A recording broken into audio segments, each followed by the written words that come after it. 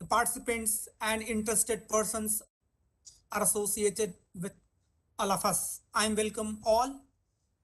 And friends, in the context of the present session, I'm inviting Professor Upendra Kumar Tripathi, sir, Coordinator, Vedic Science, Banaras Hindu University, for formal welcome address. Dear sir, please.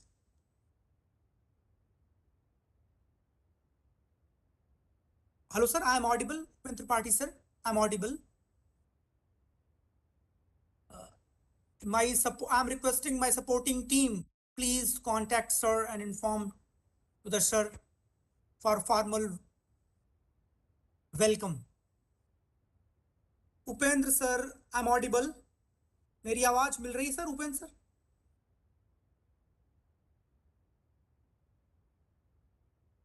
Krishnakant जी और Shubham sir, मैं contact करने की कोशिश करता हूँ. Kindly inform the sir. Kindly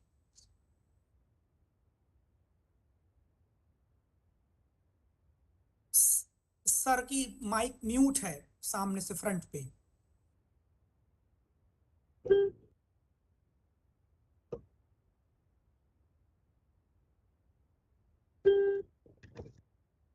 Hariom.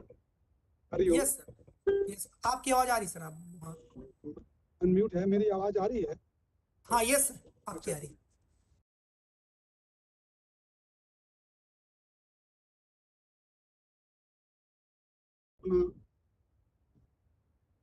उसको video रखा.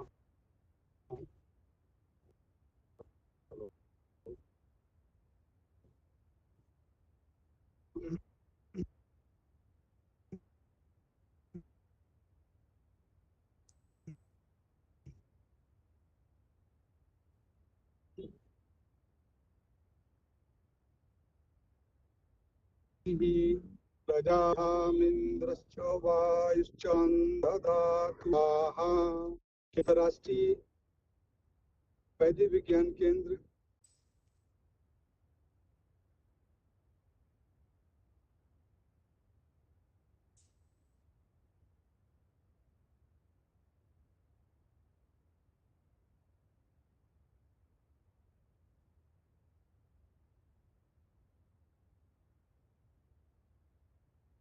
Sir कुछ टेक्निकल इश्यूज हैं, आपकी आवाज नहीं स्पष्ट आ रही है. Technical supports committee kindly inform the sir or manage the technical issues. Sir, बात हो रही है उनसे, थोड़ा रास्ते में होने के कारण उनकी आवाज स्पष्ट नहीं हो पा रही है.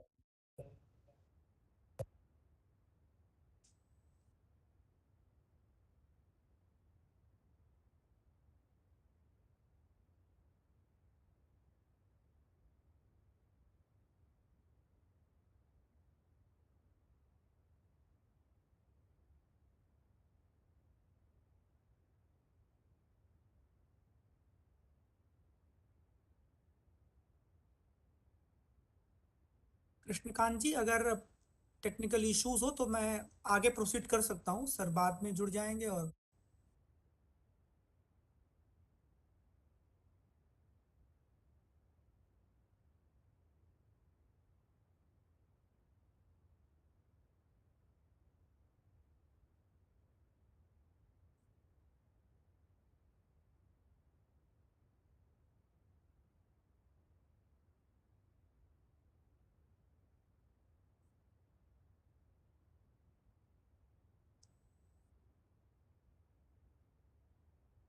I think because of the technical issue, I'm not able to connect with our coordinator, but our coordinator interested in such kind of deliberations and discussions and initiated various talks on the different dimension of Vedic knowledge. And as a center of Vedic jurisprudence का जो diploma course के अध्येता भी हैं, आपका भी मैं हृदय से अभिनंदन करता हूँ. आज का जो विषय है जितने भी प्रतिभागीगण जुड़े हुए हैं, मैं बताना चाहूंगा कि इस केंद्र की ओर से जो हम लोग जुड़े हुए हैं, साथ ही फेसबुक और यूट्यूब पर जो हमारा केंद्र का जो चैनल है, उसके माध्यम से हजारों की संख्या में प्रतिभागीगण जुड़े हुए हैं देश विदेश से। मैं सभी का वैदिक विज्ञान केंद्र की ओर से हार्दिक अभिनंदन करता हूँ, वंदन करता हूँ। आज का जो विषय है वैदिक विज्ञान की सांप्रतिक समय में इसकी उपयोगिता, आज जो विशिष्ट वक्ता हैं आप उनके द्वारा हम लोगों को व्याख्यान सुनने को अवसर मिलेगा। देखिए, ऐसा है कि वैदिक विज्ञान के विविध आयाम के विभिन्न पक्षों पर व्याख्यान जो चल रहा है, उसमें अनेक ऐसे विषय आए, सबके प्रतिदिन के विषय अलग अलग क्रम में रहे। आज का विषय जो है वह सर्वव्यापी विषय है। तो मैं यह बताना चाहूंगा कि विज्ञान शब्द जो है वो विशिष्ट ज्ञान के अर्थ को द्योतित करता है। सृष्टि की जो संरचना है वह जो हमारी जो वैदिक शास्त्र है, यद पिंडे तद ब्रह्मांडे की परिकल्पना में जो हमारे इस शरीर में है वही संपूर्ण ब्रह्मांड में है। अर्थात जो हमारा पंच महाभूत है, उस पंच महाभूत से समवेत रूप से सभी ब्रह्मांड में भी वो सारे तत्व विद्यमान है। और वैदिक विज्ञान या वैदिक जो शास्त्र है, इसका संहिता भाग हो, उपवेद हो और वेदांग है, इनमें जीवन के जीने की कला और जीवन के रहस्य तथा जो पारमार्थिक जो सत्ता है, अर्थात जीवन का जो परम तत्व है वो मुक्ति का, मोक्ष का, धर्म, अर्थ, काम और मोक्ष। तो सबसे पहले जो आज का जो वर्तमान परिवेश है, चाहे वेस्टर्न फिलॉसफी हो या वेस्टर्न जीवन पद्धति हो, चाहे हमारा ये भारतीय जीवन पद्धति हो, चाहे सारे द्वीपों के जो जीवन पद्धति है, उसमें जो वर्तमान जो है वह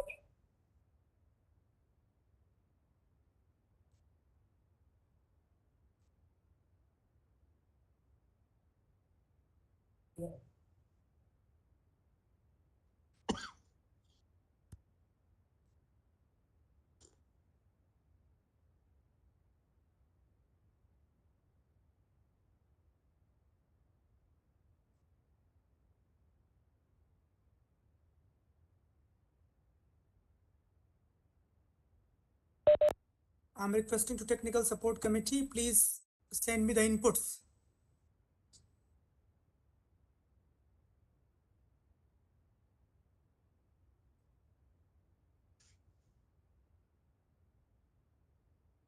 Okay.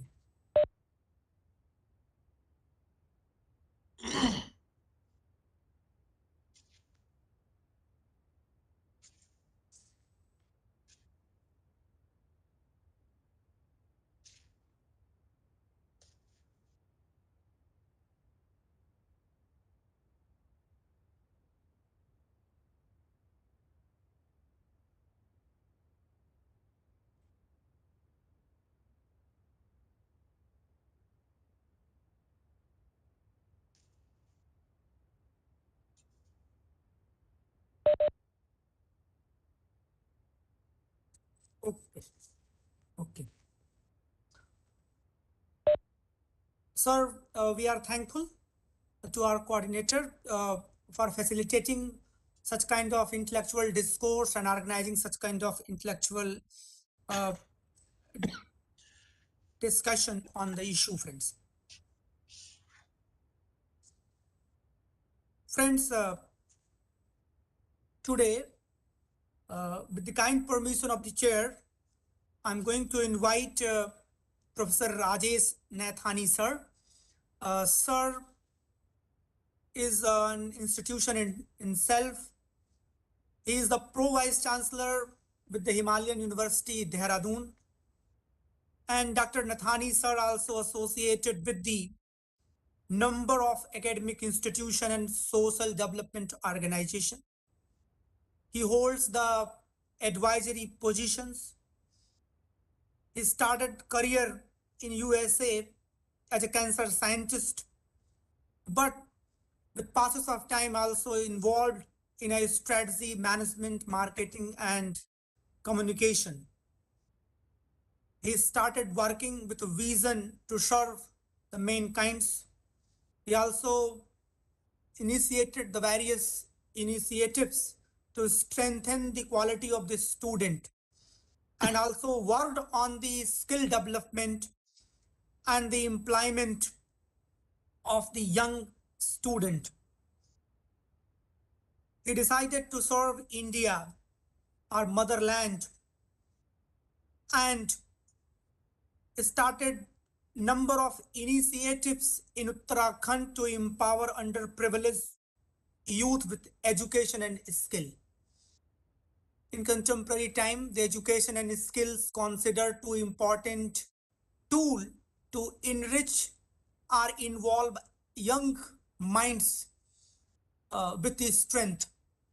Professor Rajesh Nathani sir, as an educationist and as well as advisor, play a prominent role in strengthening the community, student, as well as the entire discourse on Vedic knowledge, and also in increasing Vedic corpus in India. Friends, we are very privileged to have with Professor Rajesh Nathani sir. Sir have a wide experience and also involved in the policy making in our educational system, friends.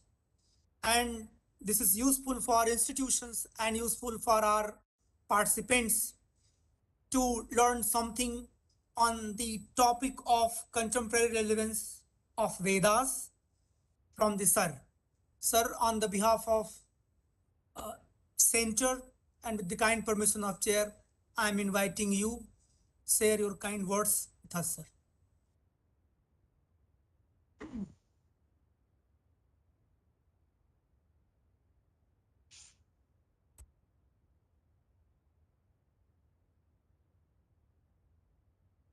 A very good afternoon to all of you. Am I audible, sir? Yes, sir. Yes, yes, audible. Most respected, the chairman of today's session, Dr. Raja Loisji, who happens to be my mentor, I should say, pushing me from hardcore sciences and from corridors of administration to Vedic research, Vedic science, and into an area where we consider that propagation of Vedic knowledge is the most important thing we can do right now. The coordinator of Vedic Center, Dr. Upendra Tripathi ji, my younger brother who sits over there, Omi ji, who happens to be a student here, Dr. Ujjwal Kishore Jha, and Anup ji, and Krishnagant ji and the technical team. And in addition to this, I was told that there are thousands of people are connected through various digital channels. And I would also like to express my deep sense of gratitude to the Vice Chancellor of Banaras Hindu University, without his support, I don't think we could have run this wonderful workshop. The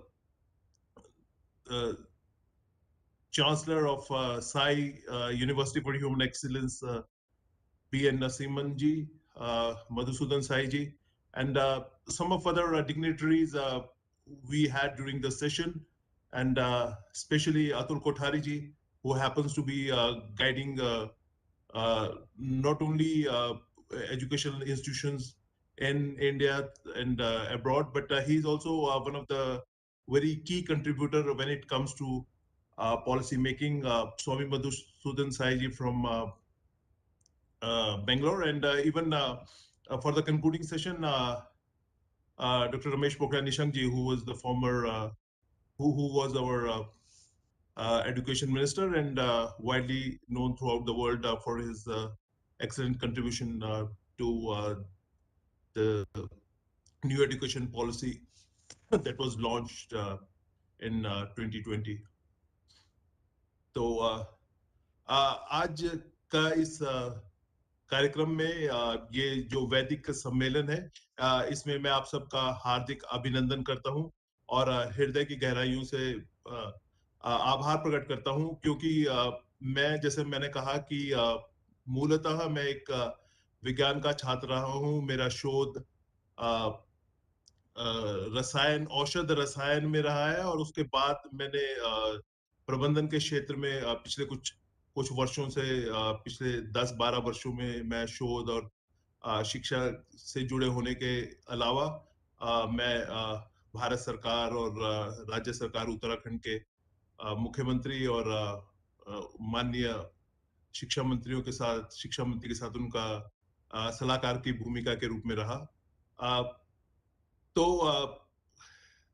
कई बार मुझे लगता है कि इन मंचों पे जहाँ की वैदिक विज्ञान के जो ज्ञाता और जिन लोगों ने अपने जीवन खपाया है वेद विज्ञान को पढ़ने में, समझने में, उसका मनन करने में, तो मैं अपने को अयोग्य पाता हूं, परंतु कहीं ना कहीं मन में एक प्रोत्साहन यह रहता है कि एक विज्ञान के छात्र होने के नाते और एक प्रबंधन का छात्र होने के नाते किस प्रकार हम ये बता पाते हैं कि जो हमारी विधा है उसमें भी विज्ञान का क्या, उसमें वैदिक विज्ञान का क्या महत्व है। तो मुझे लगता है कि कहीं ना कहीं ये कड़ी महत्वपूर्ण हो जाती है, क्योंकि जो वेद से जुड़े, जो हमारी परंपरागत शास्त्र पद्धति से जुड़े लोग हैं, वो केवल अपनी विधा के बारे में ज्यादा बताते हैं, परंतु जब हमें अगर इसे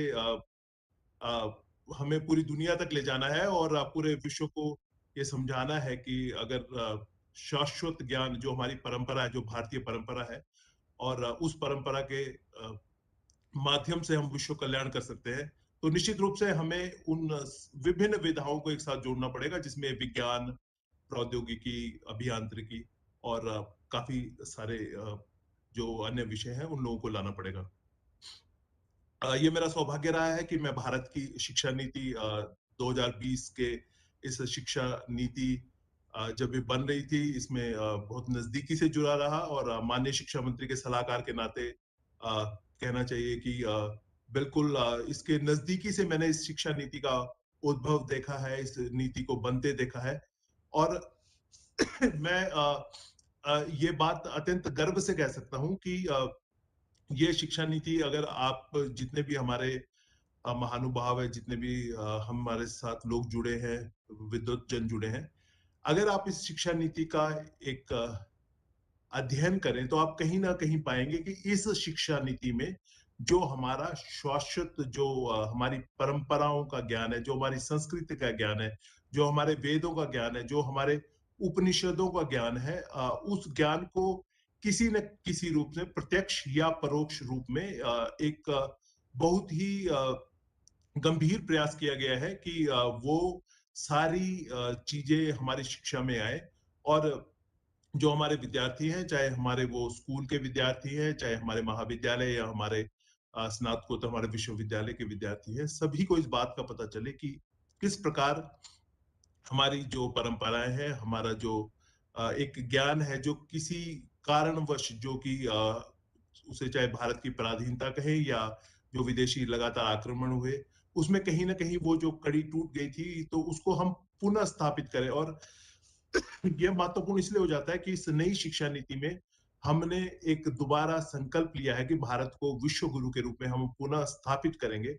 और उस विश्व गुरु के रूप में भारत को स्थापित करने के लिए हमने जो हमारी जो शिक्षा नीति आई है, उसको हमने माध्यम चुना है।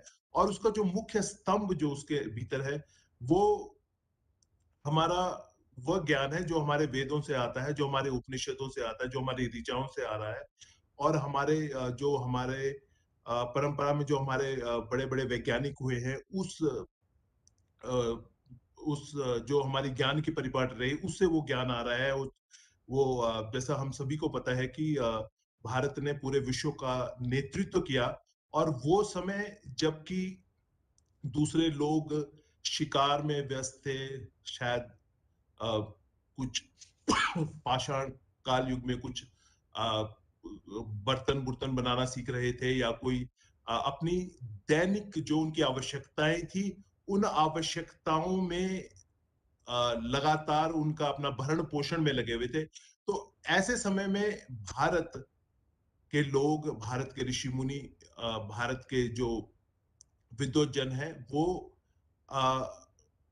परम सत्ता की खोज में निकल पड़े थे। वो उस ईश्वर से संबंध स्थापित करके विश्व कल्याण की बातें कर रहे थे।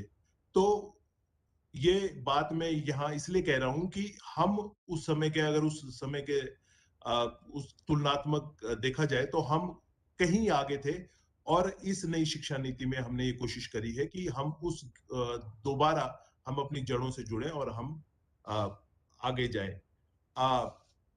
आज यहाँ पर मैं देहरादून से जुड़ा हूँ, हिमालय से जुड़ा हूँ, और ये हिमालय का क्षेत्र, जैसा आप सभी को पता है, हिमालय का क्षेत्र हमारे सिविलाइजेशन का, हमारी संस्कृति का एक क्रेडल ऑफ सिविलाइजेशन जिसे कहना चाहिए, कि जो भारतीय जो संस्कृति है उसे इसका जो उसका उद्भव हुआ उसमें हिमालय का एक बड़ा योगदान रहा है। और वैसे भी अगर देखा जाए, भारत का चाहे धार्मिक पुनर्जागरण रहा हो, चाहे विद्वत दृष्टि से हम देखें, तो चाहे वो शंकराचार्य जी रहे हो, वो केरल से केदारनाथ जी, बद्रीनाथ जी और इन धामों में आए, स्वामी विवेकानंद रहे हो, वो कलकत्ता से कसार देवी आए, और चाहे महर्षि अरविंद रहे हो, या फिर हम अगर महर्षि महेश योगी की बात भी करें, तो ये सभी लोग इस हिमालय से आए हैं, और उन्होंने समूची जो भारतीय ज्ञान परंपरा है, जो शाश्वत मूल्यों को संपूर्ण विश्व में पहुंचाने का जो उन्होंने प्रण लिया, जो उन्होंने एक संकल्प लिया, वो इस हिमालय से लिया। तो आज का जो अपने विषय पे आते हुए, कि आज जो हमारा आधुनिक समय है, उसमें वेद की महत्ता क्या है, उस पे मैं अभी आना चाहूंगा। तो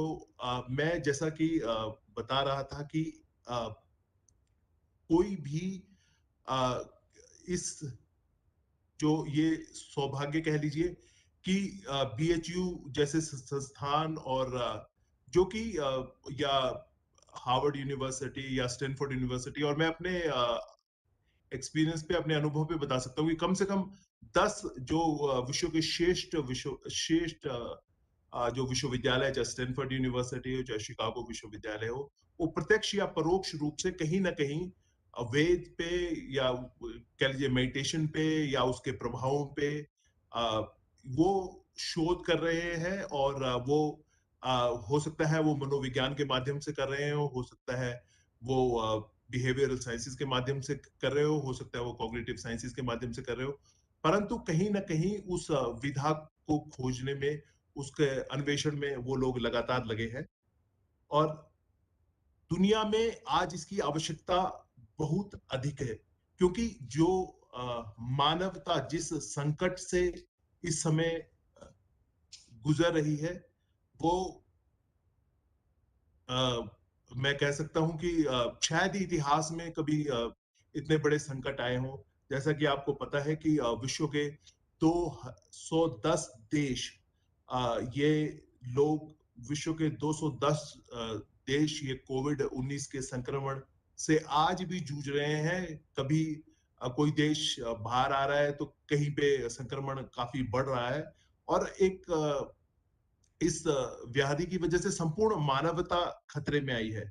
कोरोना वायरस संक्रमण ने हमारे पूरा जो हमारा पिछले 2 सालों में अगर आप देखें तो हमारा जो शैक्षिक जो हमारी व्यवस्था थी, खासकर हमारे देश में जहां पर हम इतने उन्नत साधन नहीं थे हमारे पास, तो उसे एक तरह से ठप कर दिया है। अब एक जो इसके आकलन को देखें तो 58 लाख से ज्यादा लोग अभी तक मारे जा चुके हैं, और बहुत से लोग ऐसे रहे होंगे भारत में या विदेशों में, या ऐसे देशों में जहां पर की सूचनाओं के आदान प्रदान में वो जो व्यवस्था है वो इतनी अच्छी नहीं है। तो जो अपुष्ट जो लोगों ने अनुमान लगाए हैं उनके अनुसार जो 58 लाख का ये आंकड़ा काफी कम है और बहुत संख्या में लोग मरे हैं जो कि वो उनका जो उनकी सूचनाएं वो ढंग से नहीं मिल पाई है। एक तरफ कोरोना है और दूसरी तरफ अगर आप देखें जो अ, अभी हम देख रहे हैं कि जो अभी अभी पिछले सप्ताह जो एक समस्या जो आई है, as you all may be knowing that the Russian troops are there. Russia has amassed more than 130,000 troops on Ukrainian border, and analysts do assert that anytime it can be a full scale, it can blow into a full scale war.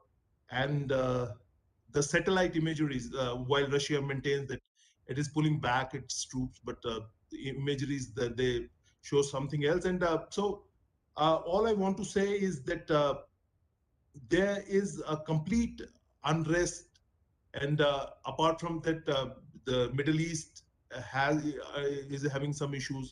There are a number of in Latin America we have a number of violence-related cases, and similarly in Africa, just because of the fact that we don't have resources and resources that are evenly distributed. It's not that we don't have resources, but the problem is that resources are not evenly distributed, and because of that, there's always conflict going on. So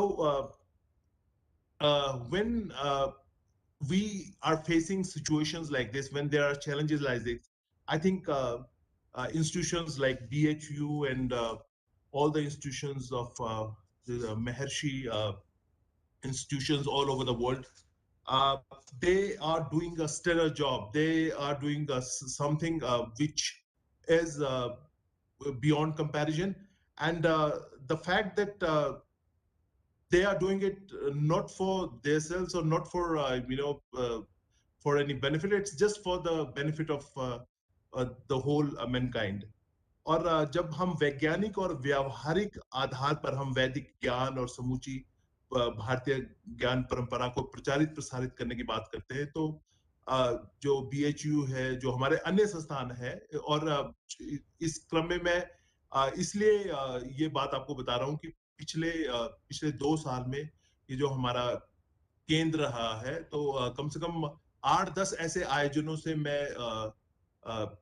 मैं जुड़ा रहा हूँ और बहुत actively participate करता रहा हूँ। तो ये एक अच्छी पहल है, और इसमें जो सबसे जो अच्छी बात मुझे लगी कि इसमें हमने न केवल भारत के, हमने पश्चिम से, पूर्व से और हमने दक्षिण से संस्थानों को जोड़ा, बट कि हमने यूरोप से, अमेरिका से और इंडोनेशिया और ऐसी देशों को भी जोड़ा। तो ये जो हमारे सेमिनार्स हुए, ये वेबिनार्स हुए, ये कहीं ना कहीं ये अंतर्राष्ट्रीय रूप लिए थे।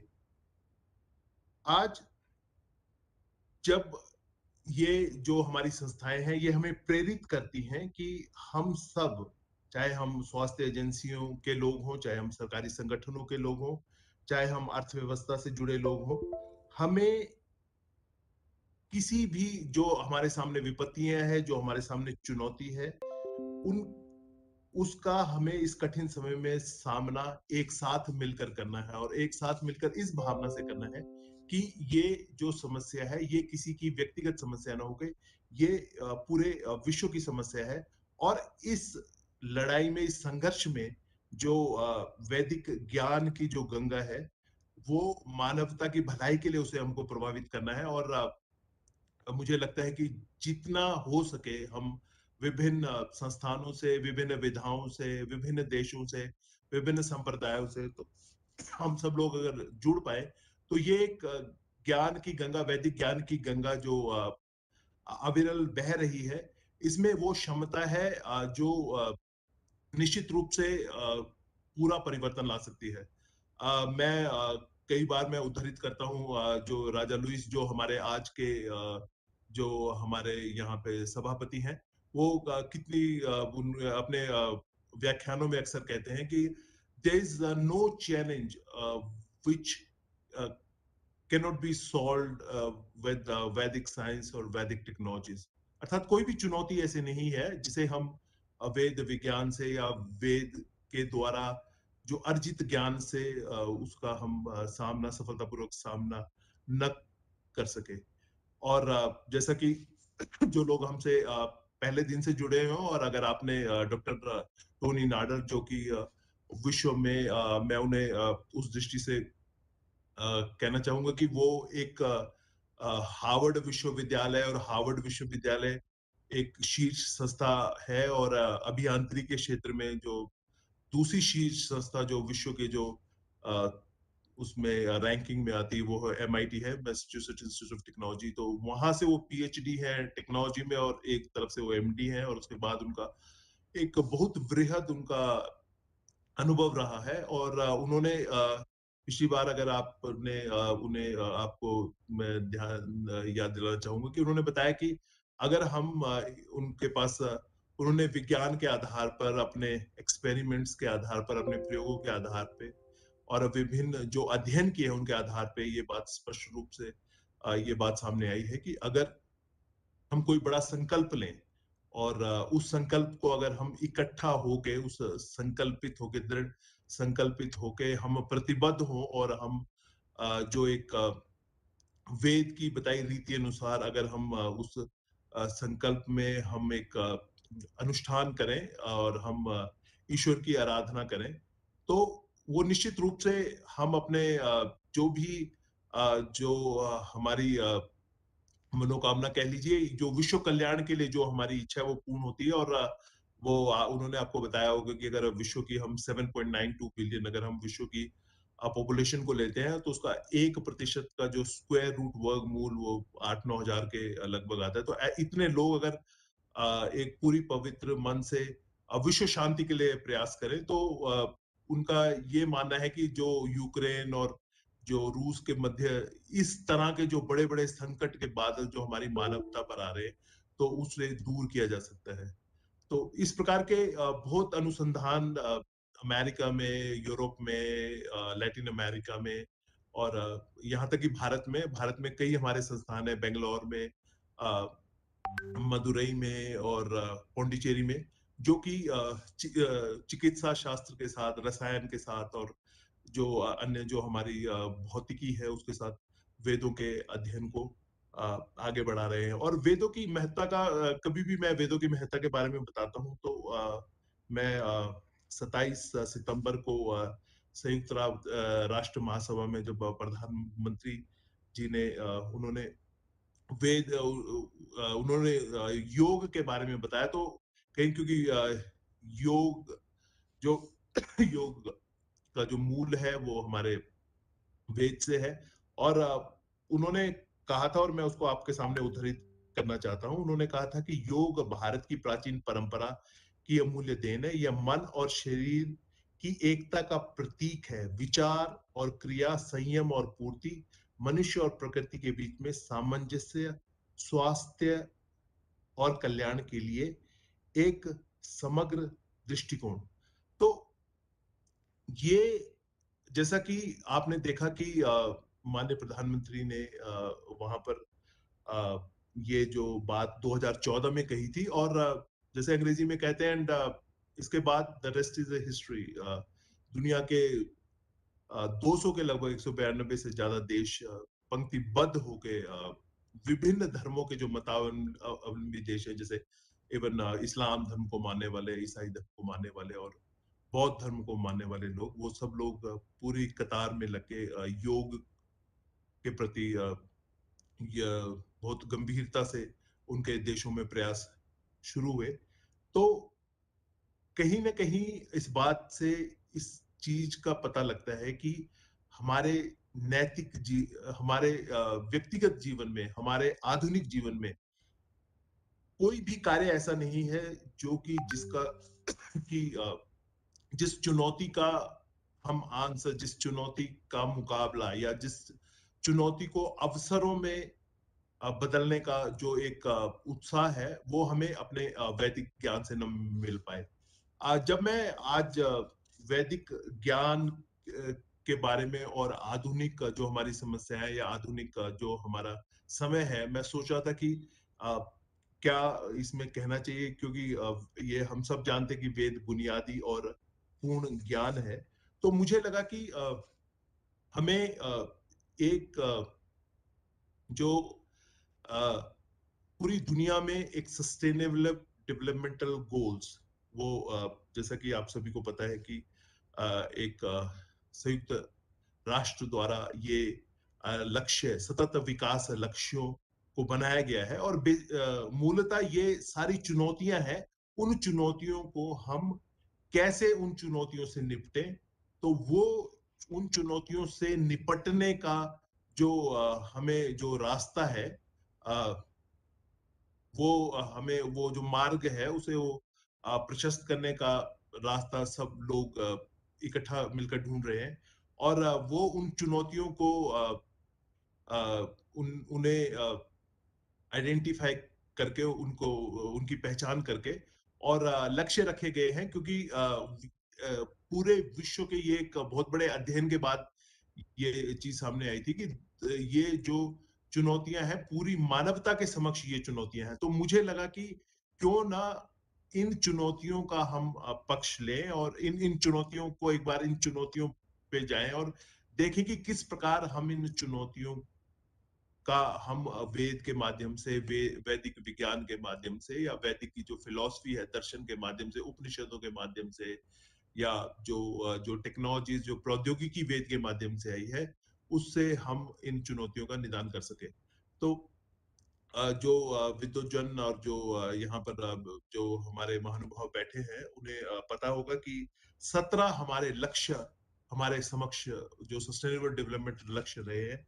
और ये जो लक्ष्य है, ये आप सभी को पता है कि पूरे विश्व में, जैसा मैंने पहले कहा कि हमारे पास ये ईश्वर ने इस तरह की व्यवस्था की है कि कहीं पर भी कोई भी संसाधन की कमी नहीं है। ये मैं ये पूरे वैज्ञानिक तथ्यों के आधार पर बोल रहा हूँ कि ये जो पूरी स्टडीज करी हुई है इसमें, कि कितना खाना चाहिए, कितना अन्न चाहिए, कितना हमको ऊर्जा चाहिए, कितने हमको जो हमारी और आवश्यकताएं, हमें कपड़े चाहिए, कितना हमको पेट्रोल, अगर हम ईंधन की बात करें, कितना हमें वो चाहिए, कितनी हमें बिजली चाहिए।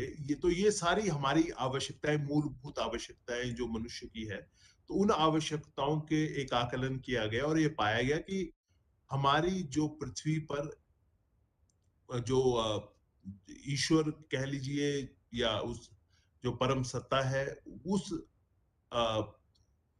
शक्ति ने ये व्यवस्था की है कि न केवल जो हमारे संसाधन है, अगर हम इस दुनिया को लेवल प्लेइंग फील्ड बना दे, हम सबको उन संसाधनों का उचित उपयोग करने दे, और एक जो लालच, या जो कहना चाहिए कि जो ग्रेडीनेस की वजह से जो हम उनका जो एक संग्रह करने की जो एक अनुचित जो एक परंपरा चल पड़ी है, न केवल हमारे देश में बल्कि पूरे विश्व में। और ये न केवल ये व्यक्तिगत रूप पे, बल्कि ये देशों में भी ये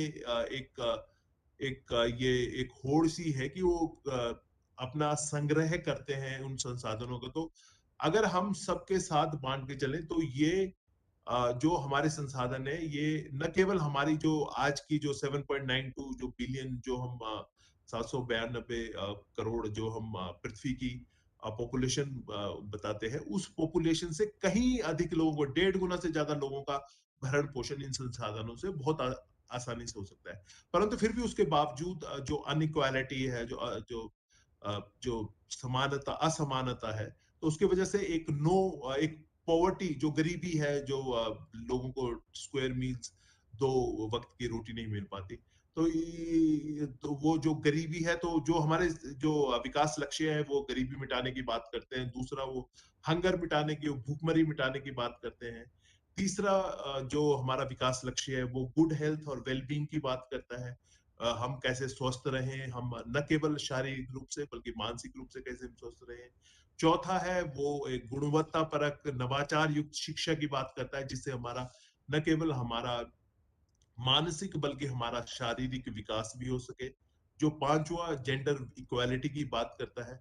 अब ये मैं आपको इसलिए बता रहा हूं कि ये कहीं ना कहीं अगर आप इनका मन में इनके इस बारे में सोचेंगे, तो जो हमारे जो व्यवस्था थी, जो हमारी परंपरा थी, जो हमारी संस्कृति थी, उसमें इस इन सारी चुनौतियों से निपटने का पहले ही तरीका बताया गया था। अब जहां जेंडर इक्वालिटी की बात है, हम पूरी दुनिया को हमने बताया कि यत्र नार्यस्तु पूजन्ते रमन्ते तत्र देवता, कि हमने महिलाओं को, जो हमने हमारी जो नारी, हमने उनको देवी का रूप दिया और हमने उनको उन्हें अपने से ऊपर हमने प्रतिष्ठित किया। तो ये आपको किसी दूसरी संस्कृति में, किसी दूसरी परंपरा में ये आपको चीज नहीं मिलेगी। जो छठा जो हमारा है वो क्लीन वाटर और सैनिटेशन है, और उसमें मैं आपको बताना चाहूंगा कि हमने जल को हमने पूजा है, हमने जल के जो स्रोतों की हमने पूजा की है, और जो भी हमारे जितने भी अनुष्ठान होते हैं, जितने भी हमारे इवन जो भी हमारे जो जीवन में जो भी महत्वपूर्ण ओकेजन्स होते हैं, जो मौके होते हैं, तो उन पे हम उन स्रोतों की वो करते हैं, उनकी आराधना करते हैं। जो सातवां जो है वो है अफोर्डेबल एंड क्लीन एनर्जी, की सबकी पहुंच हो, एक ऐसी उन्हें जो ऊर्जा, जो उनके पास ईंधन की व्यवस्था हो। उसके पश्चात हम इकोनॉमिक ग्रोथ, जो हमारी जो आर्थिक, जो सबको एक विकास का वो मिलना चाहिए। और उसके बाद जो हमारा इंफ्रास्ट्रक्चर, जो हमारे आधारभूत संरचना की बात है, या हमारी इंडस्ट्री के विकास की बात है, और जो रिड्यूस इनइक्वालिटीज, जो समानता को हम, जो हमारी समानता का भाव है, उसको कैसे हम न केवल अपने समाज में बल्कि पूरे विश्व तक ले जा सके, असमानता को दूर कर सके। तो ये उसके पश्चात हम उसमें हम जो बात करते हैं, हम जो सस्टेनेबल सिटीज और कम्युनिटीज, हम ऐसे समाज का निर्माण करना चाहते हैं जो कि सस्टेनेबल हो, जो कि सतत विकास की तरफ अग्रसर हो। और उसके अलावा हम जो कंजम्पशन का एक जो भाव है, अब जो ये तक तेन भुंजिता, जो हम श्लोक हम सबको रटा हुआ है, कि संसाधनों का उपयोग हम इस तरह से करें ताकि हर व्यक्ति को, हर समाज के हर मनुष्य को उसको अपनी आवश्यकता अनुसार वो उन संसाधनों का उपभोग करे। तो उसके अलावा क्लाइमेट एक्शन है। ये क्लाइमेट एक्शन देखा जाए तो कहीं ना कहीं पर्यावरण के प्रति हमारा जो समर्पण है उसे प्रदर्शित करता है। उसके अलावा ये लाइफ बिलो वाटर, हम समुद्र की, हमने समुद्र को हमने देवता का वो माना है, हमने लाइफ ऑन लैंड, हमने जो हमारे जो जो भी हमारे ये जो जीवन है, हमारे जानवर रहे हों, चाहे हमारे पेड़ पौधे रहे, उन सब के प्रति हमने एक भाव रखा है, एक उनकी हमने उन्हें उनका हमने सम्मान किया है। और उसके अलावा फिर पीस, जस्टिस, शांति और सबको न्याय मिले, और पार्टनरशिप हो आपस में किसी भी लक्ष्य को प्राप्ति करने के लिए, हम एक दूसरे का साथ दें। तो ये मैंने केवल आपके समक्ष इसलिए रखा कि ये सारी चुनौतियां हैं, और अगर आप थोड़ा सा भी, अगर आप ये कहीं पे भी सोचेंगे, कहीं पे भी अगर इसका मनन करेंगे, विश्लेषण करेंगे, तो आपको लगेगा कि सब जितनी भी जो आपके मन में संशय है, वो सारे संशय वो एकदम वो दूर हो जाते हैं। और जब जब आप समर्पित भाव से जब आप कार्य करते हैं, और जब आप उस परंपरा के ज्ञान को आगे बढ़ाते हैं, सर्व खल विदम ब्रह्म, जैसे कि अभी वो त्रिपाठी गुरु जी भी कह रहे थे कि हमने तो सोचा कि संपूर्ण जो सृष्टि है वो दिव्य है, हमने अपने को दिव्य माना है, हमने सामने वाले को दिव्य माना है। अब ये कितना बड़ा भाव है अगर हम इस चीज को समझ जाएं कि जो भी हमारे समक्ष है उसके अंदर भी उस परमात्मा का अंश है। अगर ये एक कहने के लिए एक बहुत छोटी सी बात है, परंतु अगर ये भाव हम सभी के अंदर आ जाए, तो दुनिया की कोई भी समस्या, किसी भी प्रकार का कोई भी जो चुनौती है, चाहे वो असमानता है, चाहे गरीबी है, भुखमरी है, चाहे हम एक दूसरे से विद्वेष है, चाहे हम धर्म के नाम पे लड़ रहे हैं, चाहे हम संप्रदाय के नाम पे है, चाहे हम रीति रिवाजों के किसी के लिए, आजकल आपको पता होगा कि एक नया एक विवाद पे विवाद छिड़ रहे हैं, चुनावी मौसम है और इसमें एक फैशन सा हो गया है कि विवाद। परंतु अगर ये छोटा सा ये जो वैदिक ये जो सूत्र है, अगर ये बात हम समझा पाए, क्योंकि वेद जैसे आप सभी को पता है ये कोई हिंदुइज्म का या हमारे हमारे उसका भारत का ग्रंथ नहीं है। जो जर्मनी वालों ने हमसे अच्छा विश्लेषण किया तो उन्हें ज्यादा फायदा हुआ। अगर राजा लुइस ये पूरे लैटिन अमेरिका में उसको बताते हैं, और अगर आप इनमें ज्यादा इनके उसमें इनके साहित्य में जाएंगे तो आप पाएंगे कि राजा Luis Alvarez he has help number of detainees in jails of Colombia and working in Colombia because having worked in America and having worked in Mexico, I know like how difficult it is to work in Colombia, how difficult it is to work in Peru, and Dr. Raja Luis has proved that with his Vedic technologies, he has completely transformed the life of prisoners over there. People who had spent their entire life, involved in crime, in drug trafficking, in all sorts of anti-national activities, or I should say, in all illegal activities, their lives were completely transformed. And some of you may be very, surprised that the same experimentation they carried in Somalia, they have carried in countries like Nigeria, and it's so difficult to operate over there. Even if you go there as a as a professional, or you go there as a advisor or something. I remember going to the African countries, and you had a series of like 8 or 10 guards walking besides you, because you never know like when you will be picked up by somebody. But with these technologies, there are at least like 10 examples, because our honorable chairman Dr. Raja Luis is here. So why I'm telling you this, because uh, he is the live example of like how he has transformed those lives with that Vedic knowledge, with that Vedic technologies, and he has made a real difference in lives of all those people.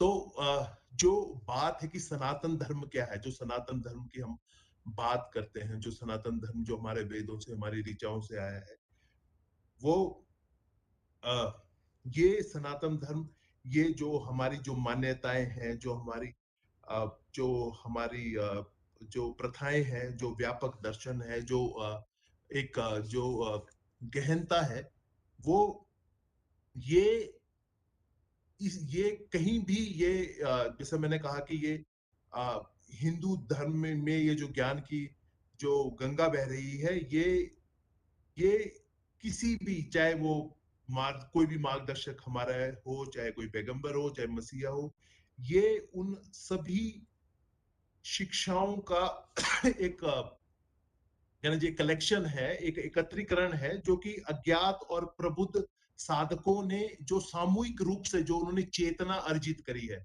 जो हम बात कहते हैं कि ये जो हम जो मेडिटेशन से जो हमको ज्ञान मिला, ये इसलिए यहाँ पे महत्वपूर्ण है कि अगर आप ये किसी के, अगर कैलिफोर्निया में किसी को कोई समस्या है, तो वो समस्या इस जो हमारी जो हमारी परंपराएं हैं, जो उसमें पद्धतियां बताई गई है, जो हमारा आयुर्वेद है, चाहे हमारे जो हमारे मेडिटेशन की टेक्निक्स है, तो वो भी उतना ही लाभान्वित होगा जितना कि कोई यहाँ गुप्त काशी केदारनाथ जी के पास के किसी आश्रम में होगा।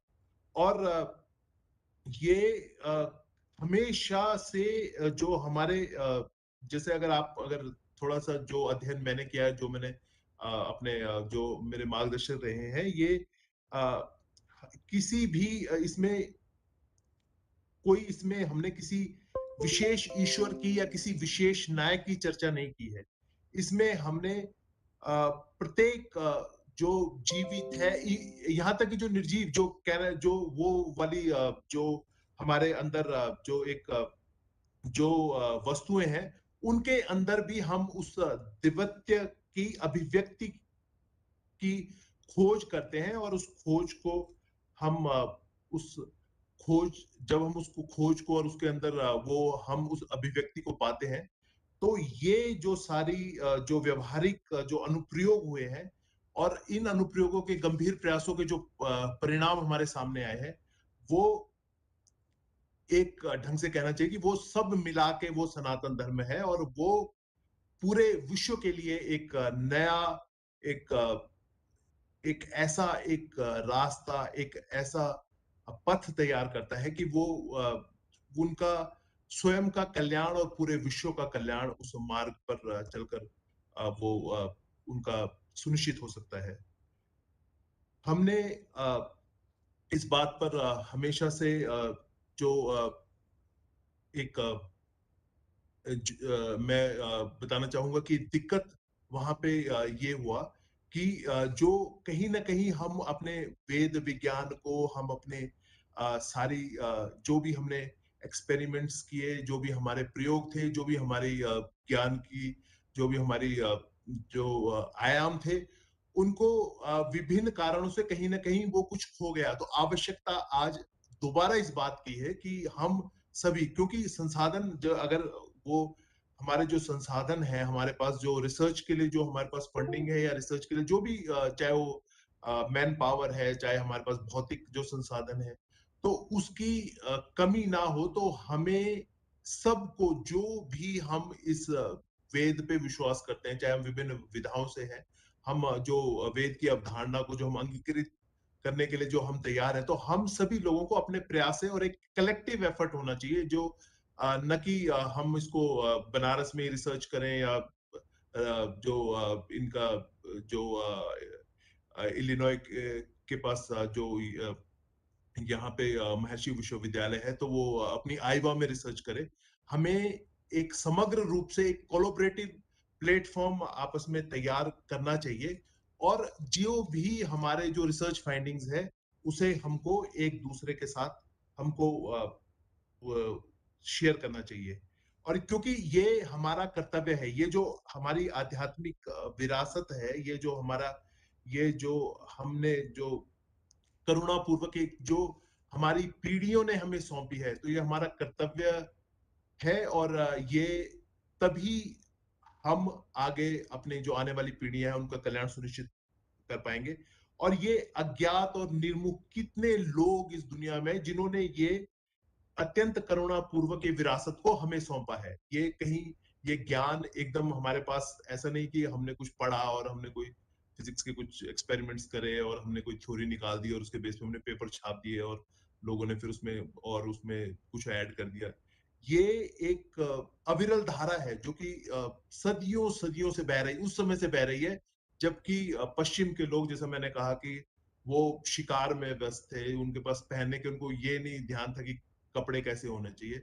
और हम इस प्रवाहित कर रहे इस ज्ञान की गंगा को उस समय से प्रभावित कर रहे हैं, और उन अज्ञात और निर्मुख लोगों में हमें शामिल होके इस परंपरा को आगे बढ़ाना है, और इस परंपरा को इस ढंग से आगे बढ़ाना है कि ये इस परंपरा की जो भी अधिक से अधिक लाभ सबको मिल सके। और क्योंकि जिस तरह मैंने कहा कि पहले से कहीं अधिक आज चुनौतीपूर्ण समय आ गया है, आज जो आध्यात्मिक और बौद्धिक कौशल की जो आवश्यकता है, आज जो हमें एक दूसरे के प्रति समर्पण की आवश्यकता है, आज हमें जो मानवतावादी जो हमारे जो मूल्य हैं, उन मूल्यों के प्रति जाने की आवश्यकता है, जो कि हमारे वेद में बताया गया है, वो पहले से कहीं अधिक है। क्योंकि आज अगर यहाँ पे, जैसे मैं पूर्व में कह रहा था, थॉमस फ्रिडमैन ने एक बहुत अच्छी बात कही कि the world has turn into a level playing field.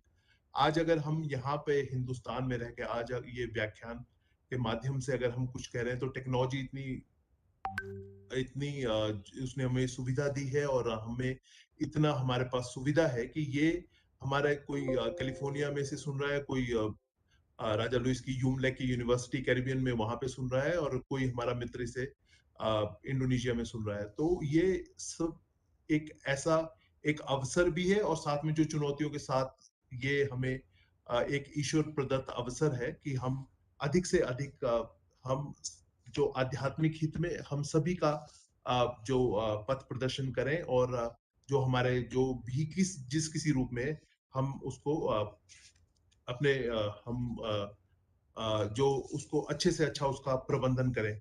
नहीं तो जो जैसे मैं कह रहा था कि कोई भी समस्या, चाहे वो मानव में ये भाव, जो अगर मैंने ये सोच लिया कि सामने वाले के अंदर वो दिव्य अंश है, तो वो चाहे फिर वो कृणवंतो विश्व मार्यम की बात हो कि विश्व को श्रेष्ठ बनाते चलो, चाहे वसुधैव कुटुंबकम की बात हो कि हमारा पूरा वसुधा एक परिवार है, और या ये बात हो कि यत्र विश्वम भवेत् एक नीडम की पूरा विश्व एक घोंसला है, जो कि हम ग्लोबल विलेज की बात करते हैं, या सर्वे भवन्तु सुखिना वाला जो एक हमारा दर्शन है।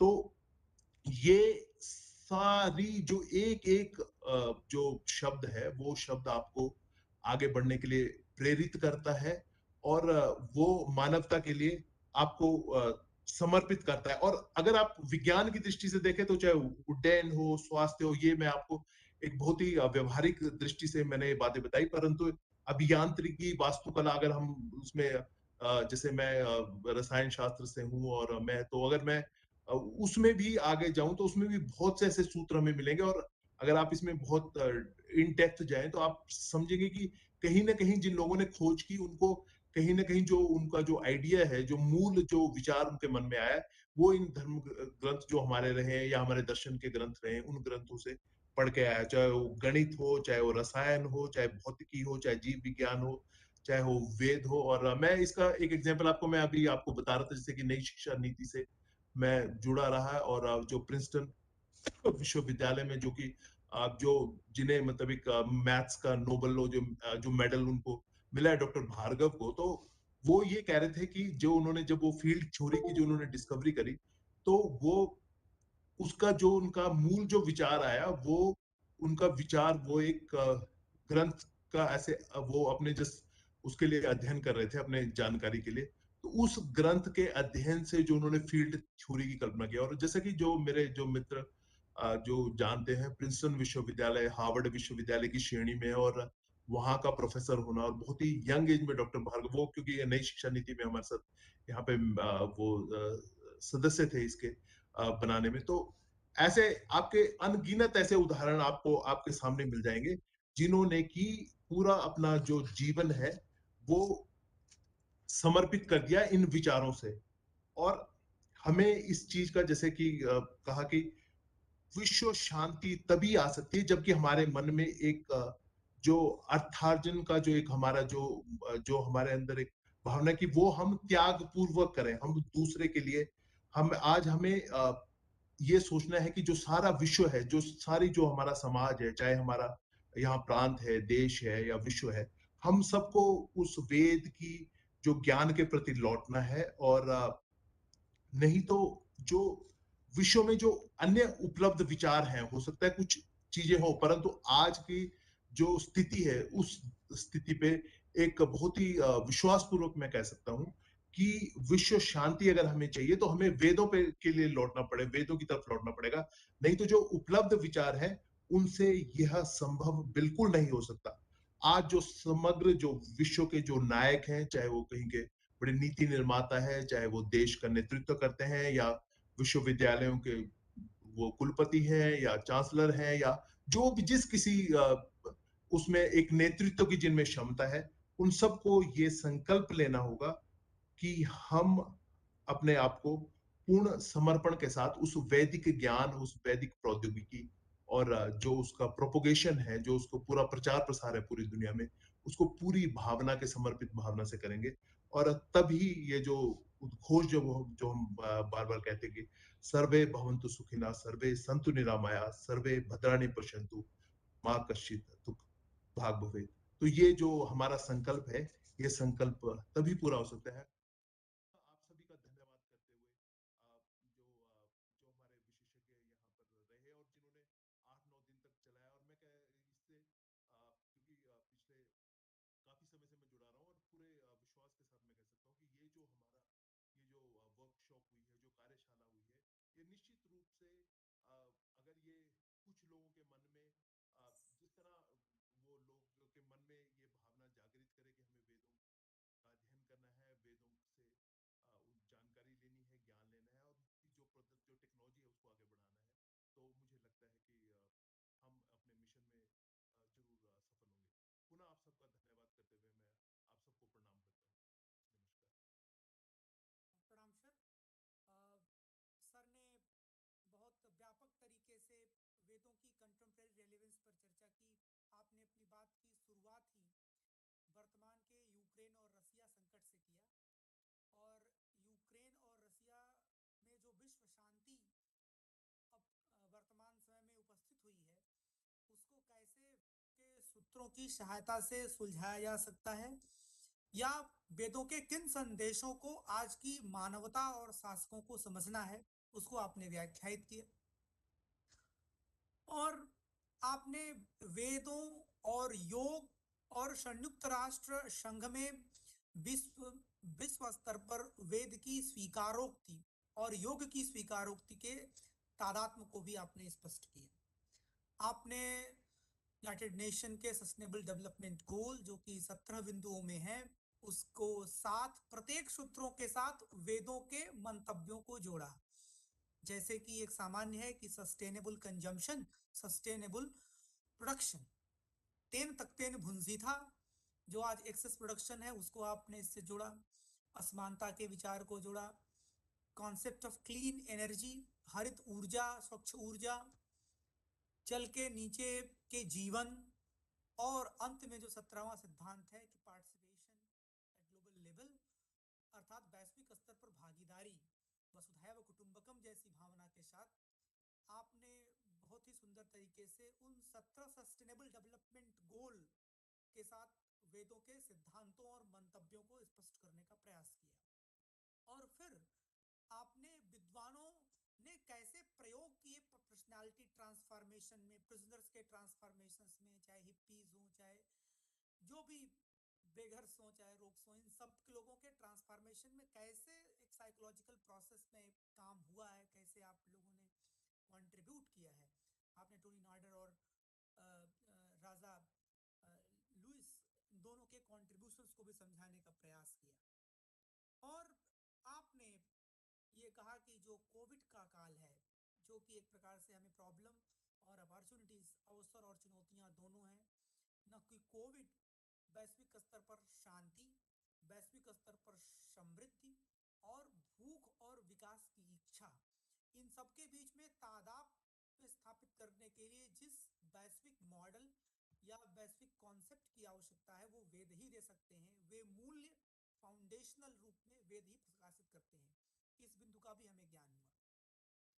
अर्थात विश्व के में किस इंक्लूसिव मॉडल, समावेशी नीति को लागू करने की आवश्यकता है, वो इससे स्पष्ट होता है कि हमें इन सिद्धांतों को अपनाना पड़ेगा। हमें जानकर कि भी हर्ष हुआ कि वर्तमान शिक्षा नीति भारत को उस दिशा में ले जाने में एक भारत को दिशा देती है, युवाओं को दिशा देती है, शैक्षणिक संस्थानों को दिशा देती है और अध्यापकों को दिशा देती है। आपने उसको बनाने में और उसके इम्प्लीमेंटेशन में देश का जो सहयोग किया है, वो भी हमारे लिए प्रेरणास्पद है। और ऐसे व्यक्ति ऊर्जा के स्रोत का इस केंद्र के साथ रहना, जुड़ना यूजफुल है, उपयोगी है, और हमारे लिए हमेशा एक प्रेरणा और लक्ष्य को हमेशा निर्देशित करने वाला है। आपके व्याख्यान के इन सारे बिंदुओं को समेटना अल्प समय में मुश्किल है, लेकिन अपनी समझ के अनुसार जिन बिंदुओं को मैं समझ पाया, वो मैंने अपने प्रतिभागियों के लिए रखा। Friends, now we are moving for our presidential the remark from chairperson. Today's session now presiding by Dr. J. Luis Alvarez Rosette, well-known scholar of creative intelligence. Friends, Dr. Luis Alvarez Rosette studies and worked with Maharishi Mahesh Yogi Institute for more than 30 years. He received his doctoral degree in Science of Creative Intelligence (DSCI) from Maharishi European Institute of University, Switzerland, and a doctoral degree in Maharishi Vedic Science (BVS) from Maharishi Vedic University, Netherlands in 1993. Dr. Alvarez Rosette is a world-leading expert in the application of Vedic technologies of consciousness and brought to height by Maharishi brought in light by Maharshi Mahesh Yogi in education, in government, and in military training also. He has introduced the Vedic science of consciousness to over 250 schools at international level in 23 countries in Latin America, and where a number of students benefited by the participating in this course. Friends, Luis Alvarez also introduced the program in many Latin American countries and also influenced Brazil, Mexico, Ecuador through the Vedic course and training.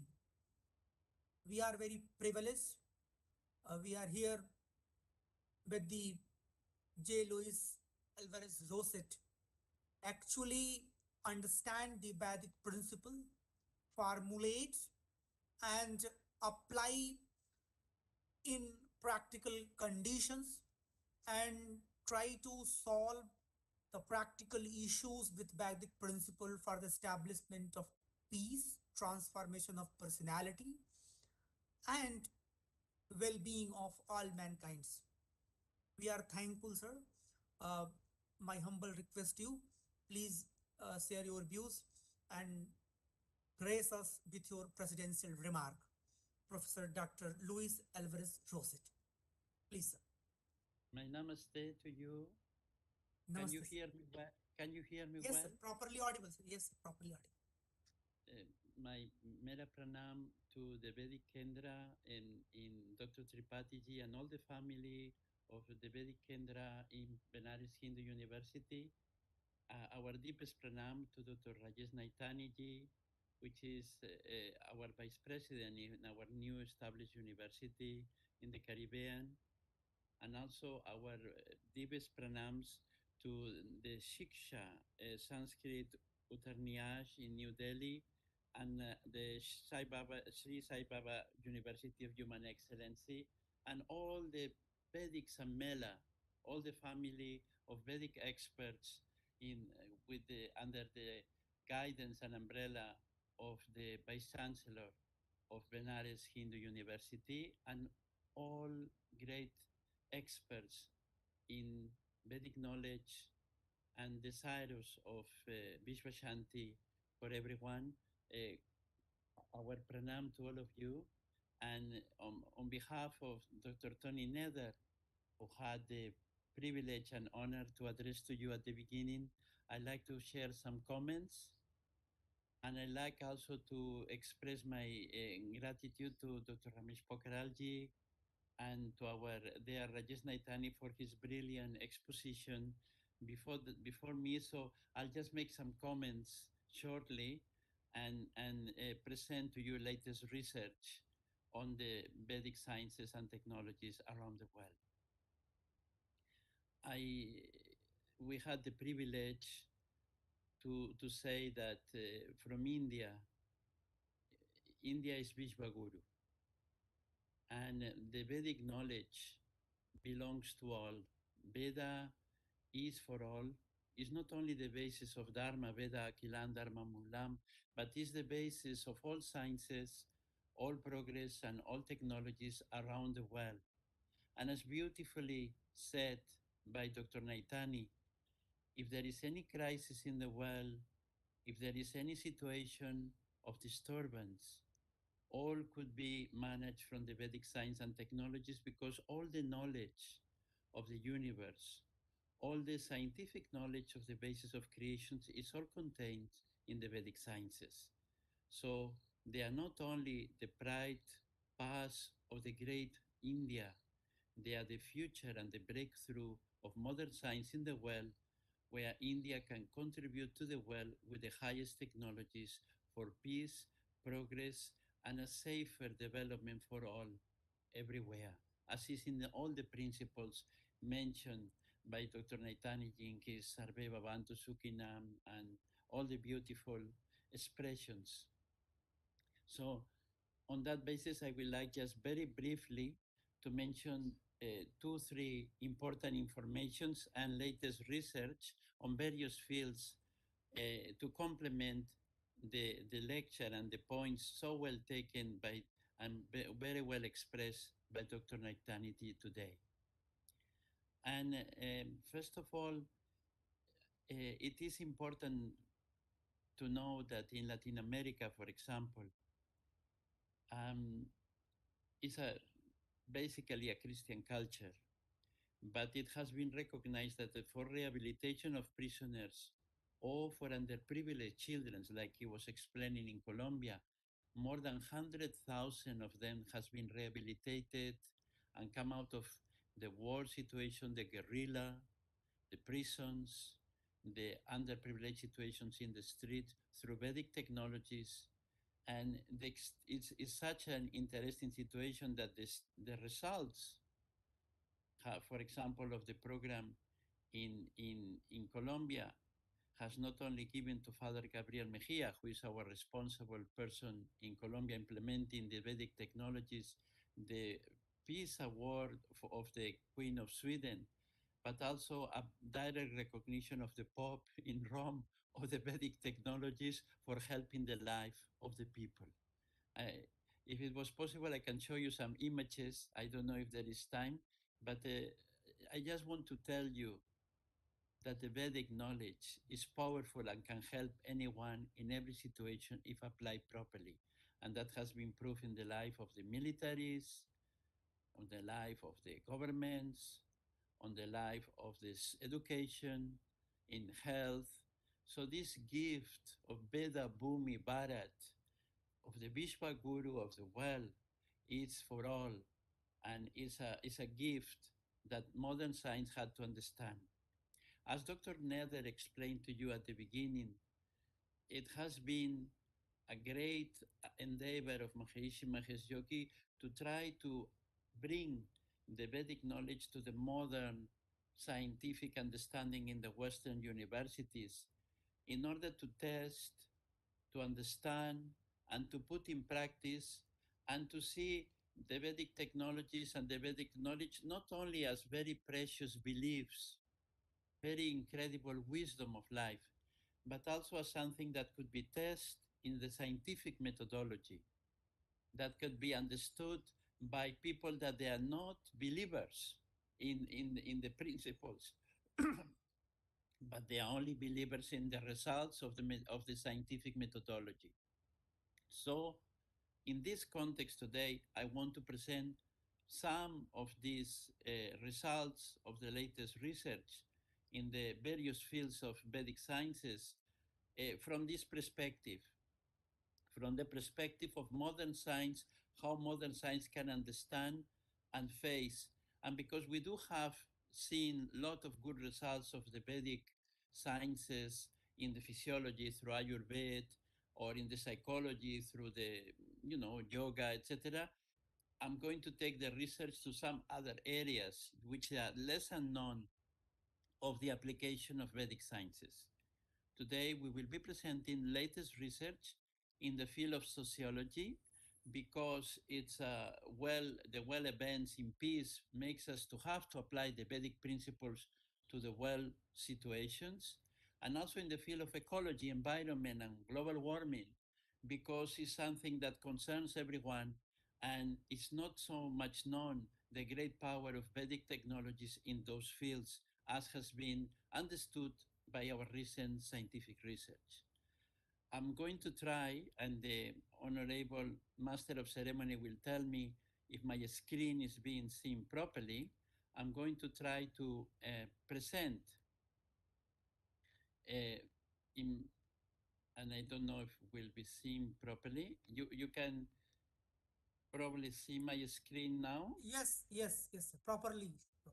Very good. I'll try briefly to make some information about the latest research on Vedic technologies of consciousness, which is being undertaken in our Maharishi Vedic technologies in various universities. And the purpose is because, as very beautifully and very great has been told by our Naitaniji, there is a great need in the well of understanding how the Vedic technologies work and what is possible through them, because, you know, for the great seers of the Vedic tradition and the great wise scholars gathered in this conference, it's easy to understand the greatness of Veda.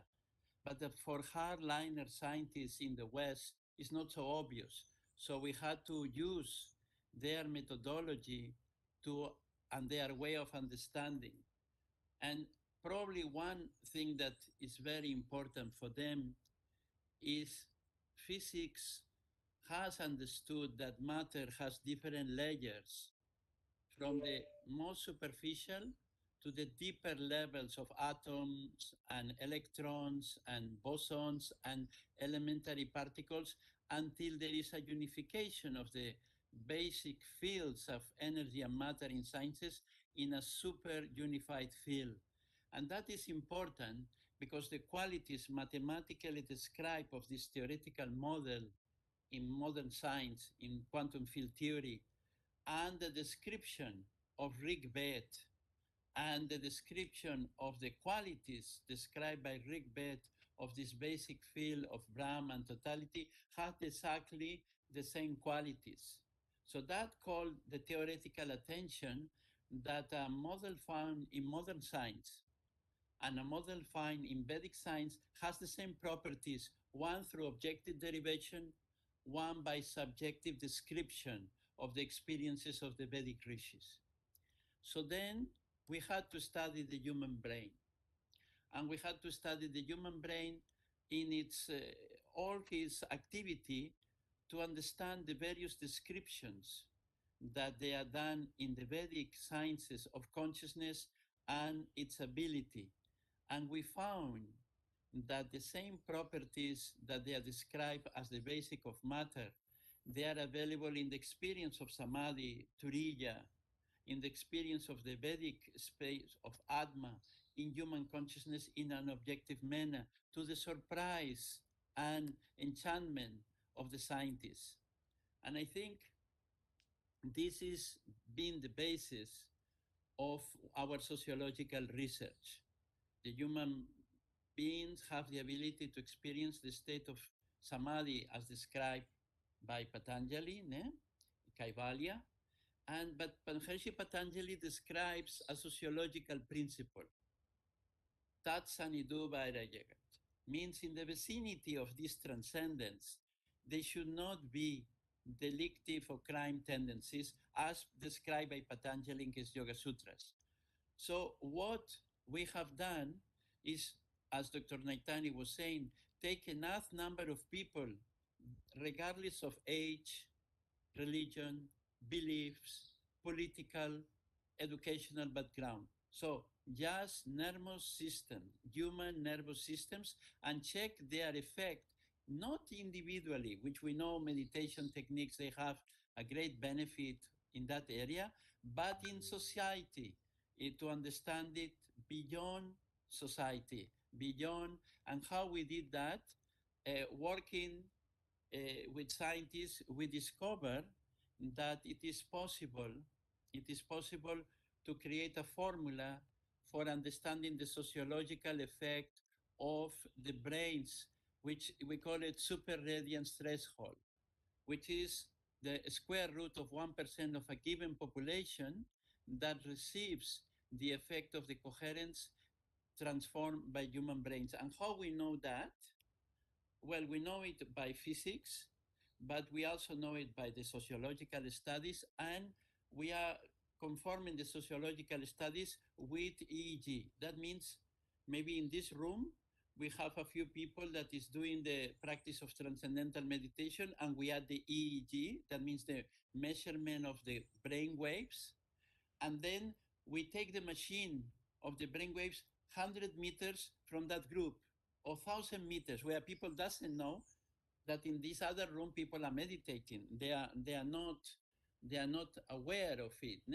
They are not knowing that this is happening. It's people in the streets, people in different places, totally unconnected to that.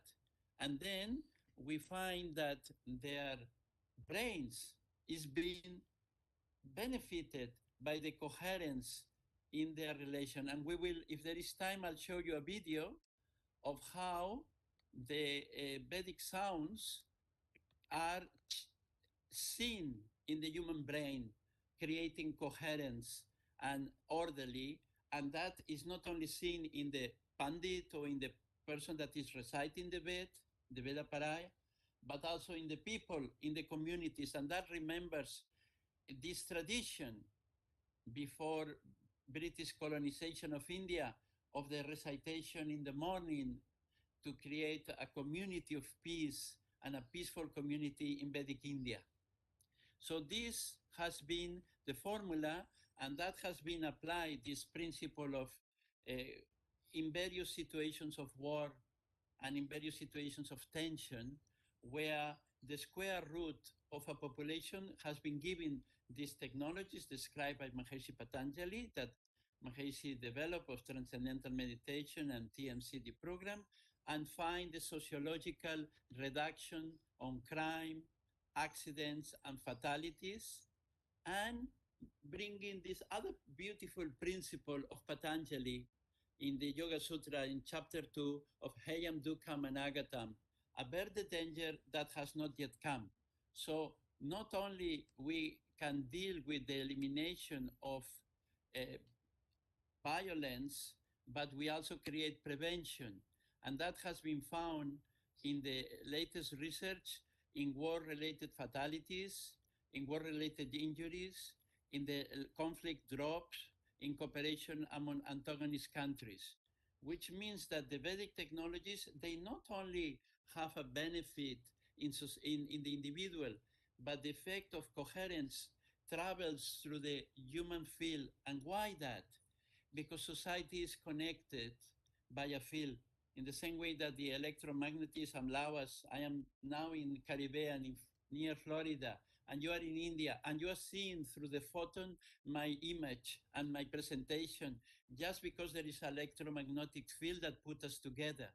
Why not a deeper field connects all society and the Vedic technologies can access, and that is the wisdom of our Vedic Kavach and Rastriya Kavach and all these effects displayed by the Vedic rishis of purity and satya in society. And this is a picture of the demonstration where we took 5,000 persons, experts in technologies of consciousness, and they did a prediction that at that time Washington was the highest crime city in US. And we told the police, we are going to do that, and we will check the results with the universities and see if by doing that, the crime rate drops down in a scientific manner, not subjectively. And immediately there was a drop down in the crime in Washington so dramatic that was not only noticed by the police, but the study was published by one of the most prestigious peer-reviewed scientific studies, even saying it is hard for us to understand how these Vedic technologies can do that, but they are doing it objectively, so we have to publish the study. And it's because when people is doing these groups of super radiance, these global meditations in a proper way, they do have this effect that could be measured scientifically. And we have been doing research for 7 years, and we have found clearly the results, as I was saying, especially in crime, fatalities, and we have said, and that's being published now, that this group of super radiants has been responsible for the saving of more than 70,000 lives in the US that was accompanied by a number of reduction on health problems, fatalities, car accidents, all quantified by scientific data, not anymore imagination, not anymore wishes, but scientific hard data shows that when we apply Vedic technologies and we have proper scientific research, those technologies work and improve the quality of life of any population. Doesn't matter the belief. They can be Christians, they can be Muslims, they can be Buddhists, or they can be in a socialist country. Human physiology is Veda. And Veda is structuring in human physiology. And when we apply those discoveries, we produce effects for society. And that is a tool that we can use in a moment of tension like now to create effect. But the Vedic technologies are for mankind, are a gift of the Vedic rishis of Veda Bhumi Bharat for all.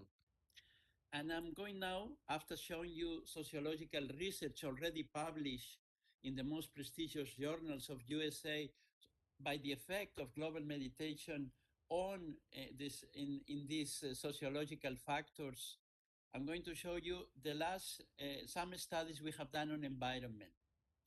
Because as we know, droughts, hurricanes, tsunamis, global warming is a big concern of everyone. We did one experiment with President Chissano, the president of Mozambique, of ending one drought and stabilizing with exactly with the same groups of coherence, these groups of Vedic experts practicing these technologies together, and it was reduced by a very dramatic the drought that has been there for 16 years was reduced, and the scientists they couldn't understand why. Now we know that there is in the chaos theory a field that will allow the weather phenomena being affected by the way that the people is thinking, because human thought affects weather, and because it's a field of vibration, and that created a lot of interest in developing new studies.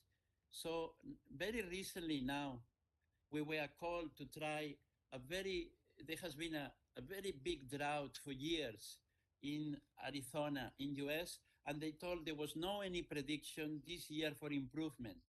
So there, what we did was we used the groups, but we use Vedic frequencies as prescribed MHSIF with Vedic Yagya from done from India. The Pandits, they didn't have to go to the US. They performed their Sankalpa from India, and we measured, quantified from the beginning of the performance and the group of meditation plus the Vedic frequencies, and why a Vedic frequency performed in India will change the weather in Arizona, again is explained by modern science, because the frequencies, the Vedic mantras, when they utter properly, they are frequencies. Those frequencies travel in the electromagnetic field and reach and can balance imbalances in nature, which they are again the effect of frequencies.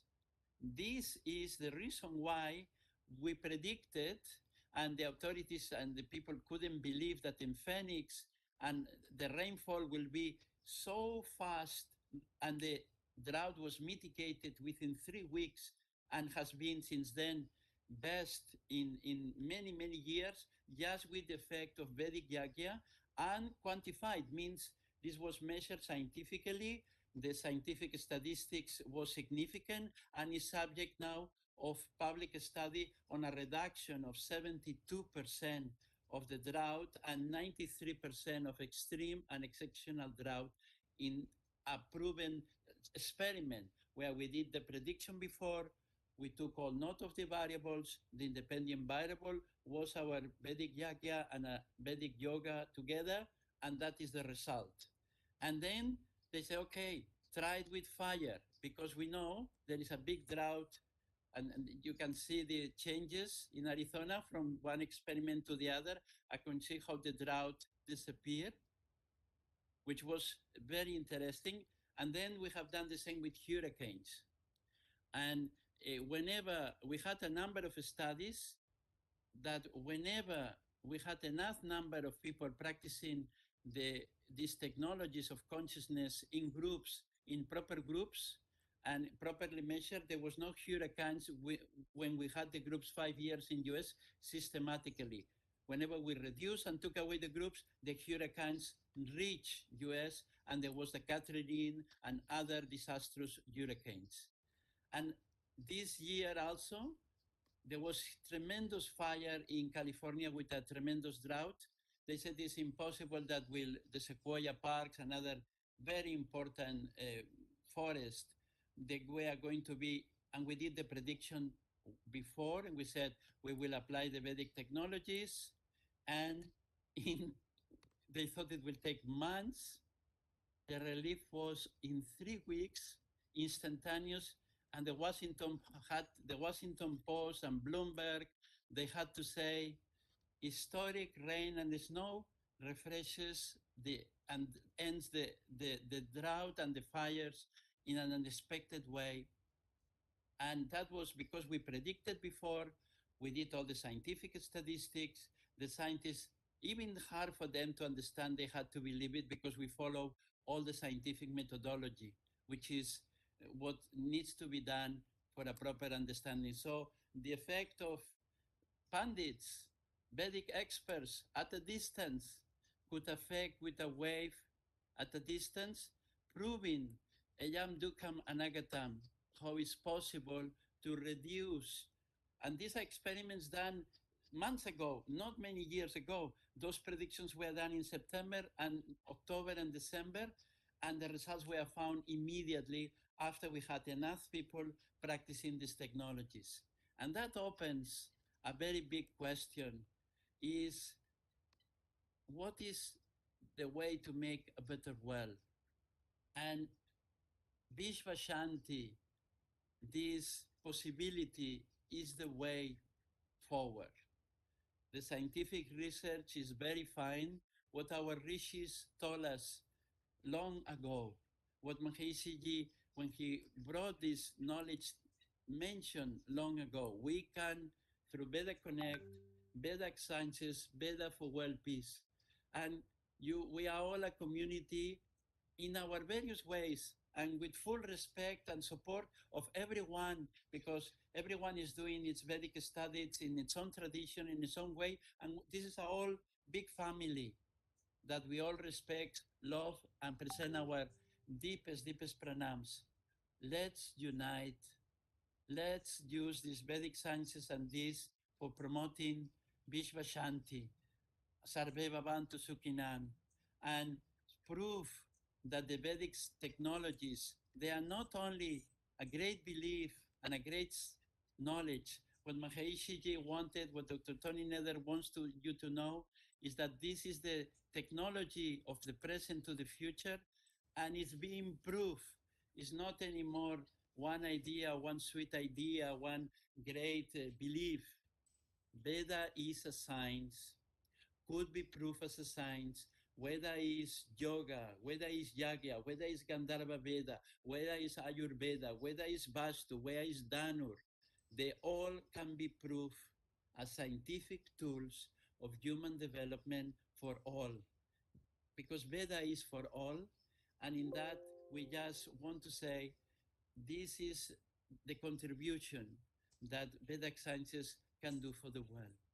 So our deepest gratitude for the opportunity to share some ideas and some research on this August occasion. Our thanks to all the organizers, and just a message of let's unite together, please, in full respect of every tradition that is so rich in the Veda in India.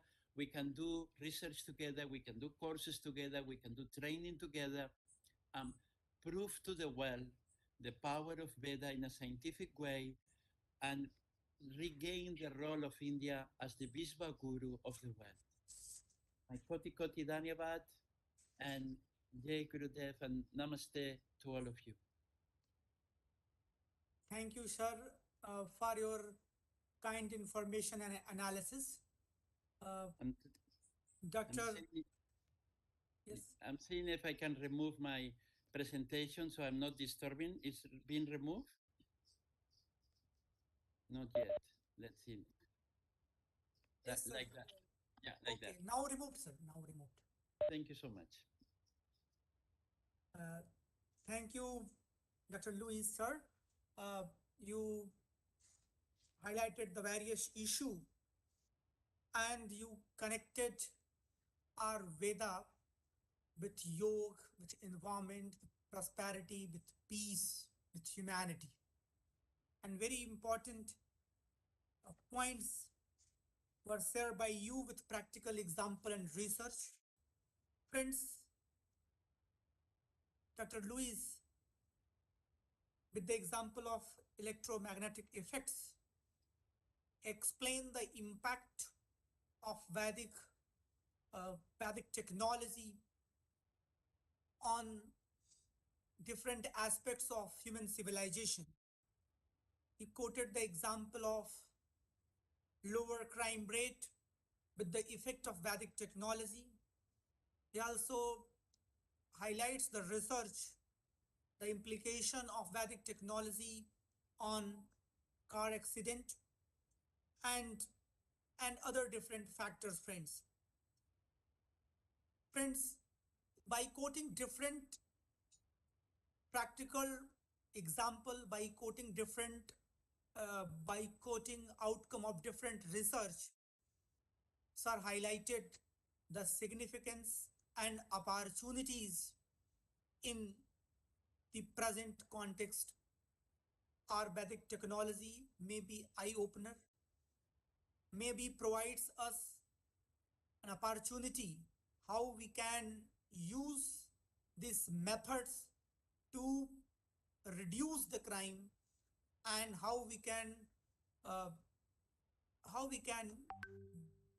develop humanity towards peace, towards prosperity, friends. Friends, Dr. Lewis also highlights that irrespective of the country and race, every people have a same effect and impact of Vedic technology. And he also quoted and highlighted the different example of the impact of Vedic technology all over the world, friends. Friends, Dr. Lewis also proposed for the active cooperation in research and in practical understanding and study. We are very thankful for your proposal, sir, for your suggestion. Your presentations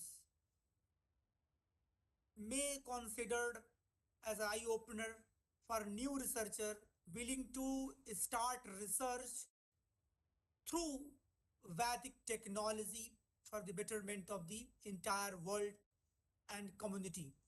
We are thankful, sir, for your presence, for your valuable outcome, and for your blessing.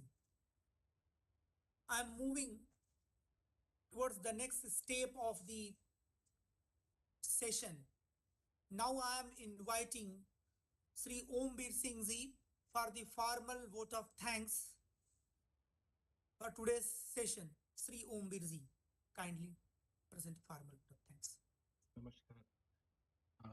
First of all, on the behalf of Center of Vedic Science, Banaras Hindu University, I would extend my thanks to the chief address by Dr. Rajesh Nathani ji and the chairman address from Dr. Raja Lewis ji, that he has very beautifully explained us, both of our main speakers of today's session of the 5th day of the conference of for the dimensions of the Vedic science, different dimensions of the Vedic science.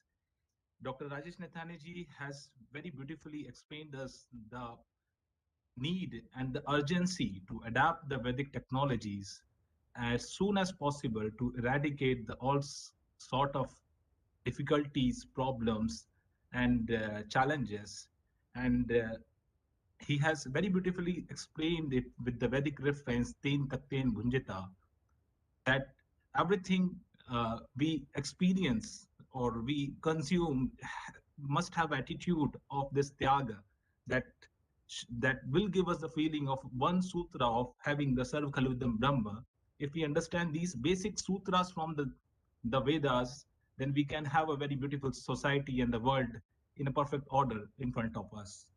Dr.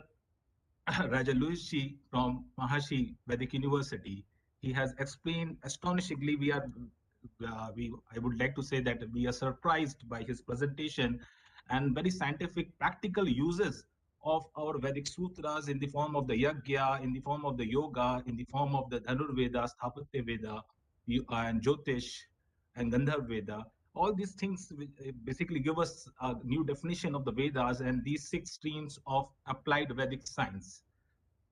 मैं इस सत्र में उपस्थित सभी लोगों का धन्यवाद ज्ञापित करना चाहता हूँ सेंटर ऑफ वैदिक साइंस की वेद विज्ञान केंद्र की तरफ से, और एक रिसर्च स्कॉलर के नाते, एक स्टूडेंट होने के नाते हम इन सब चीज़ों का नोट लेते हैं और हम ये आपके सामने कटिबद्ध होकर आश्वासन देते हैं कि हम इन सूत्रों का अनुपालन करेंगे और इस पे पूरी गंभीरता के साथ कार्य करेंगे। धन्यवाद। तो इसके साथ ही आज के इस सत्र का हम लोगों के समापन हो रहा है। आज इस सत्र में हम लोगों के साथ जिन महानुभावों ने अपना समय दिया है उसके लिए हम कृतज्ञ हैं, और यह सेशन दोनों वक्तव्य भविष्य के रिसर्च की एक रूपरेखा प्रस्तुत करते हैं। और जिस तरीके से प्रोफेसर राजा लुइस जी ने एक साइंटिफिक रिसर्च टूल्स और टेक्नोलॉजी की बात की है, वो हमारे लिए उपयोगी होगा, खासतौर से यंग माइंड्स के लिए, जो कि जिन्हें कन्विंस होना पड़ेगा कि Veda prescribed technology and technology have a significant impact on human being and significant impact on the cosmos. This is very useful session. We are thankful for all. Pranam. Shubh Ratri.